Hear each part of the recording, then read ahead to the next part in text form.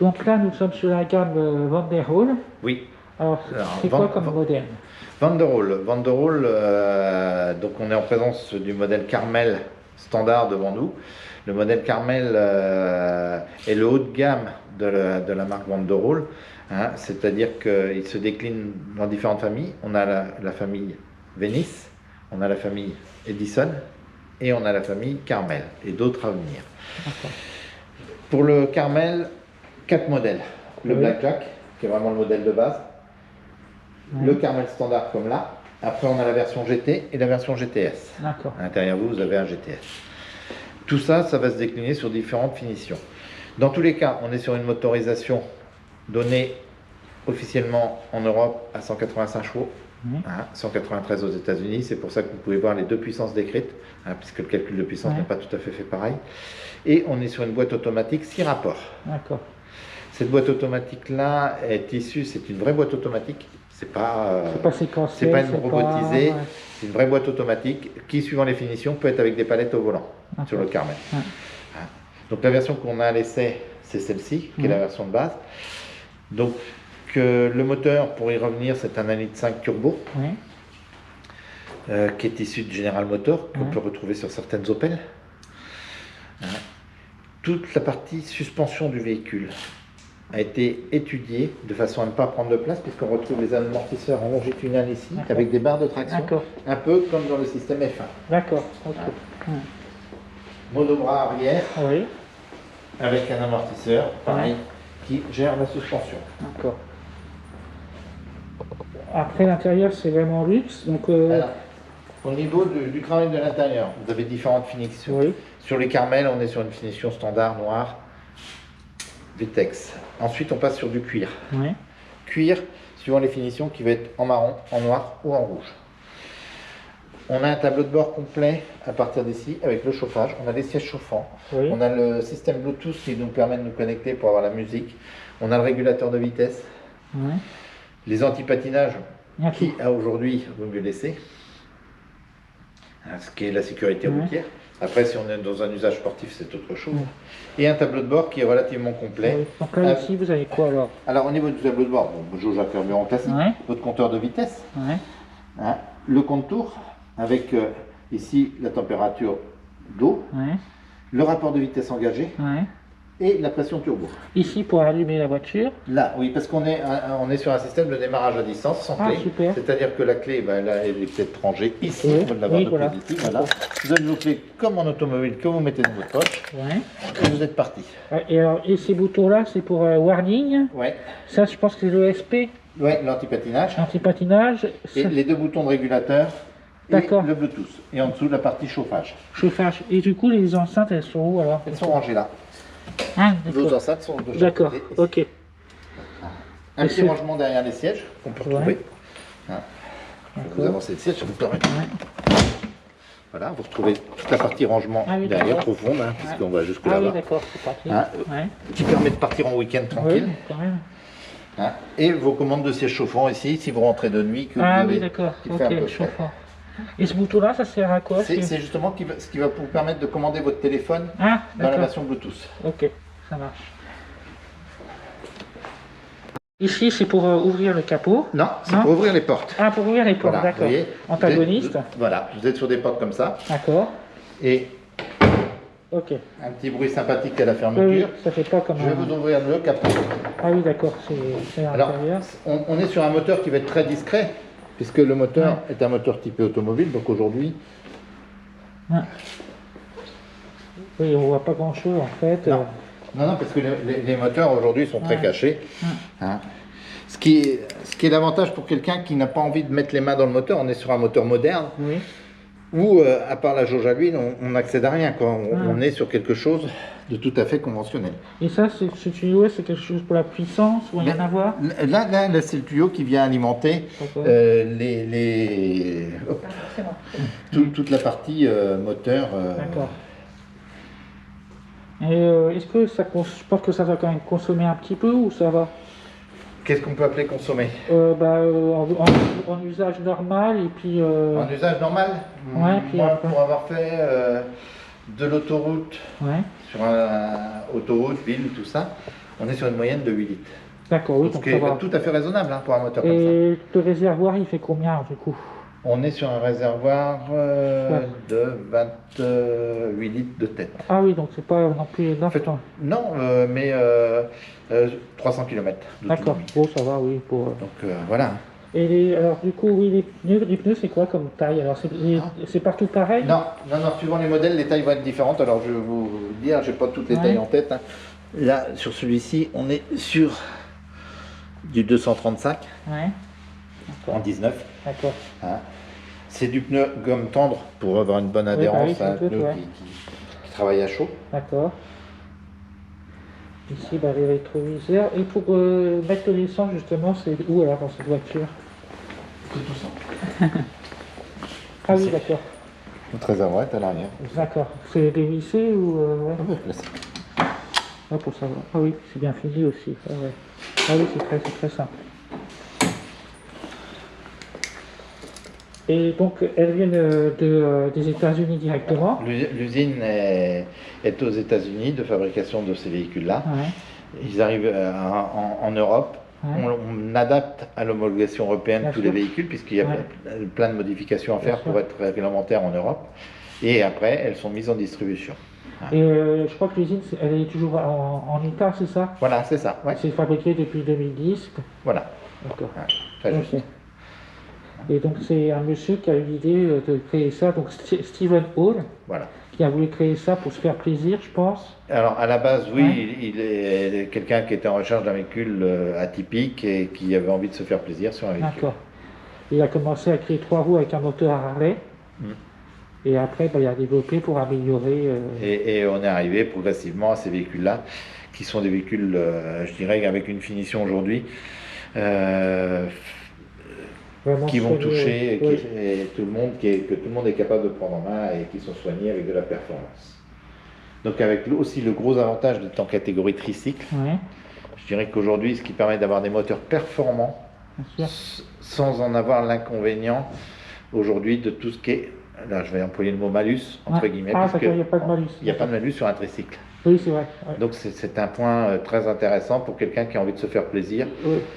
Tout en investissant raisonnablement. Oui, se faire plaisir le week-end et comme ça, il ne va pas payer des taxes, des malus et autrement. C'est un point important. Et aussi, est-ce que les clients peuvent vraiment le personnaliser à son goût ou Alors, aujourd'hui, c'est développé pour l'Europe plus que pour les États-Unis. On est en train de développer des intérieurs spécifiques à chacun parce que vous voyez, les planches de bord sont faites de façon très simple. Et on va avoir la possibilité d'avoir un centre d'expo, celui qui veut changer le volant, qui veut changer la planche de bord, qui veut changer les sièges. Voilà, il va pouvoir adapter ses finitions, les intérieurs de porte, bien entendu, tout va dans l'ensemble. Et la personnalisation va avoir ses limites, mais va être beaucoup plus large que le véhicule de base. D'accord, Après, sur les peintures, on a un standard de peinture d'origine d'usine, mais on peut demander à avoir une peinture spécifique qui sort d'usine. Par exemple, si le client voudrait tout noir ou blanc nacré ou autre. Alors, les standards de coloris pour 2021, parce qu'il y a aussi des standards par année. Donc, on a le bleu, on a le gris jean, on a le rouge, on a le blanc. Voilà les 4 panels de couleurs, je dirais, qui sont donnés. Et après, la personnalisation, elle est sans limite. Oui, bien sûr, même les jantes, tout ça, on peut changer si on veut. Alors, il existe aussi des packs jantes, celui qui veut changer. C'est super, oui, c'est vraiment par passion, quoi. C'est vraiment bien, quoi. C'est un modèle plaisir et passion, quoi. Il ne faut pas être comme forcément tout le monde, quoi. Donc, aujourd'hui, le véhicule automobile va être tellement aseptisé. Je dirais que rien ne ressemble plus à un SUV qu'un autre SUV. Exactement. Et c'est sans critique. Donc aujourd'hui, les gens, chacun a besoin de retrouver sa personnalité. Donc que ce soit dans nos véhicules ou dans d'autres, je n'ai pas l'exclusivité là-dessus, bien au contraire, mais les gens vont aller chercher quelque chose qui les change de l'ordinaire de conduite. De retrouver une sensation de vraie conduite, puisque là, on se retrouve dans une vraie sensation de conduite, de prendre l'air, et de ne pas avoir tout assisté, où c'est l'homme qui reprend la main. Merci Eric. De rien.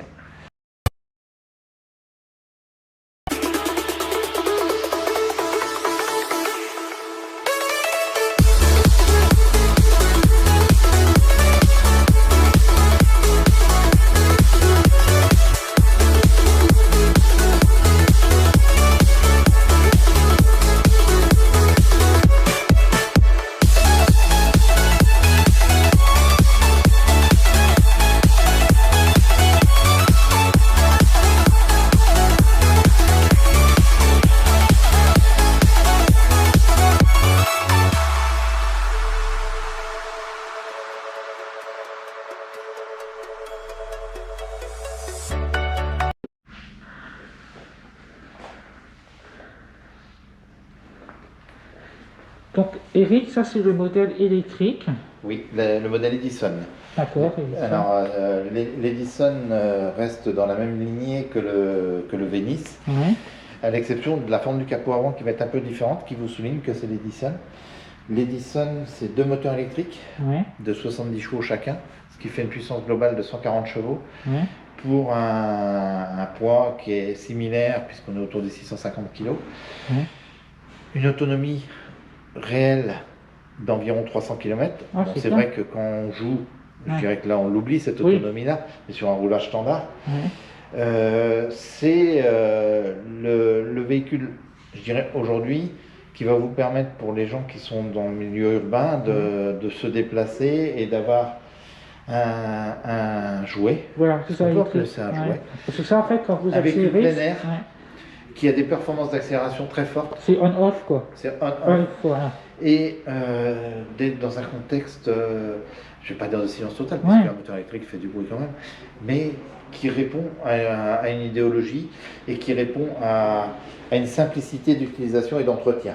Et du coup, bon, ça là, les fous noirs, même l'intérieur. Alors, on est sur l'intérieur noir cuir en surpiqûre. On est sur la même finition de tableau de bord que le Venice. D'accord. Et par contre, ce que je n'ai pas posé la question, le châssis, c'est de l'aluminium. Châssis alu, oui. On n'en a pas parlé, c'est que des châssis aluminium. Il n'y a pas de carbone, il n'y a pas de. Tout est alu. Alu et toutes les carrosseries sont en PE. Oui. Donc, ce qui fait que le poids reste léger. Voilà. Je dirais que pour pouvoir rester dans une zone de tarif relativement abordable. Parce que le carbone c'est plus cher. Donc, voilà. On est resté sur ces finitions-là. La finition a plus été travaillée sur les intérieurs cuir de façon à avoir quelque chose qui soit confortable et bien fini. D'accord, donc ça pareil, boîte automatique. Et vous savez, le second, on n'avait pas arrêté de celle-là du coup. Ça va être rapide, mais. Non. Non, c'est pas rien. Je n'en fais même pas un argument. L'idée, elle est sur cette sensation qui est très forte en accélération. Je dirais que l'argumentation n'a pas été faite dans l'idée d'un 0 à 100 à l'arrêt. Ça se démontre à l'essai allègrement. Bien sûr. Et c'est vraiment ça qui rentre dans l'esprit des gens. Sachant que Van der Rohe est justement dans le projet de plein de développement sur des véhicules base électrique et qui vont au fil du temps s'accentuer. Et du coup, est-ce que celle-là est éligible par rapport à avoir les aides A contrario, je vous ai parlé tout à l'heure qu'un tricycle, quel qu'il soit, n'avait pas de malus. Mais qui ne prétend pas avoir un malus ne prétend pas avoir un bonus. D'accord. Voilà. Donc là, si vous achetez la voiture, vous n'allez pas avoir une aide. Non, il n'y a pas d'aide aujourd'hui. Aussi bien, on ne va pas vous imposer de payer une taxe d'un autre côté, mais on va pas vous imposer, vous permettre d'avoir un bonus de l'autre côté. On est vraiment sur un prix concret. D'accord, ça marche.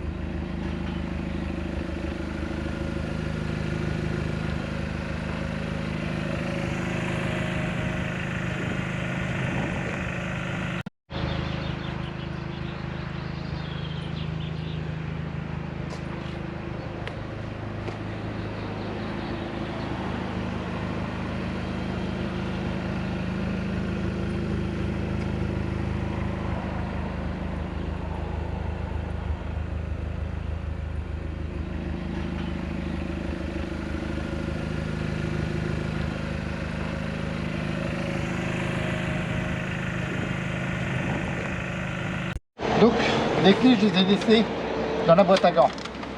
Donc comme ça, les clés sont là. Hein, donc, D'accord. pas... donc vous freinez, vous appuyez sur le frein, vous appuyez sur le bouton de démarrage. Donc là, on est en parking. Vous êtes bien pour l'accélérateur.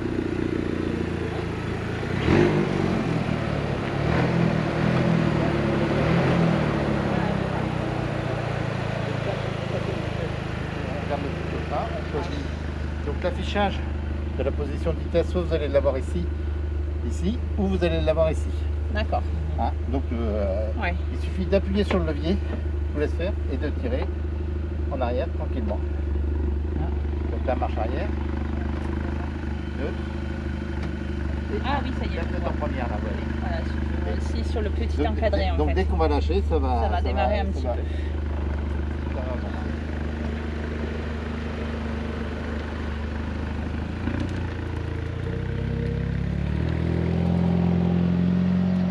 Donc les clés, je les ai laissées dans la boîte à gants. Donc comme ça, les clés sont là. Hein, donc, D'accord. pas... donc vous freinez, vous appuyez sur le frein, vous appuyez sur le bouton de démarrage. Donc là, on est en parking. Vous êtes bien pour l'accélérateur.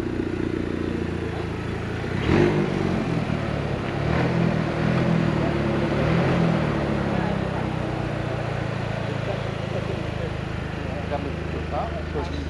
Donc l'affichage de la position de vitesse, soit vous allez l'avoir ici, ou vous allez l'avoir ici. D'accord. Hein, donc Ouais. il suffit d'appuyer sur le levier, je vous laisse faire, et de tirer en arrière tranquillement. Hein, donc la marche arrière, 2, Ah oui, ça y est. là vous êtes en première là, vous voyez. Voilà, ici sur le petit Donc, encadré en donc fait. dès qu'on va lâcher, ça va, Ça va démarrer un petit va- peu.